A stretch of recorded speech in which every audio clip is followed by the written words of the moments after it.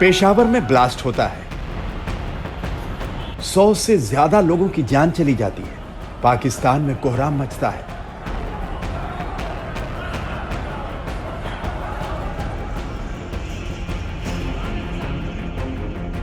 सवाल उठते हैं, उंगलियां उठती हैं, तो वहां की हुकूमत घड़ियाली आंसू बहाने में लग जाती है। एक एक कर सरकार के बड़े चेहरे सामने आते हैं।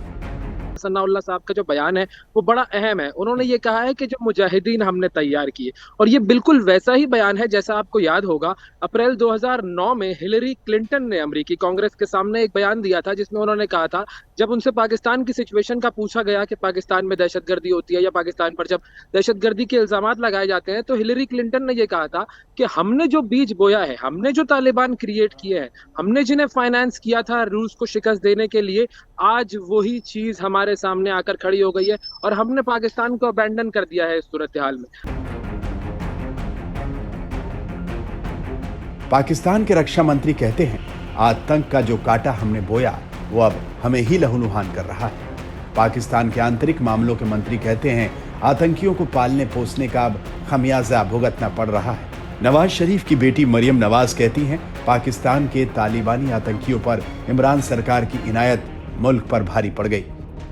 यानी कि अब पाकिस्तान को यह समझ आ रहा है कि दोधारी तलवार आतंकवाद की धार कितनी तेज होती है। उसे अब यह समझ आ रहा है कि भारत की राह में बारूद बिछाने की जो कोशिश उसने की थी, अब वो उसी की आग में झुलस रहा है।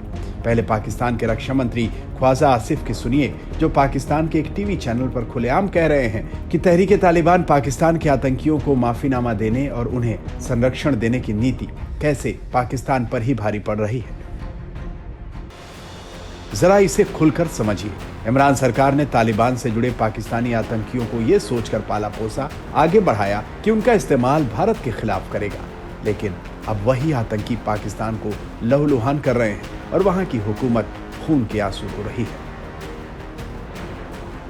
याद कीजिए, जब अफगानिस्तान पर तालिबान का कब्जा हो रहा था तो पाकिस्तान तालियां बजा रहा था। पाकिस्तान में खुशियां फूट रही थी, वहां की हुकूमत जश्न मना रही थी।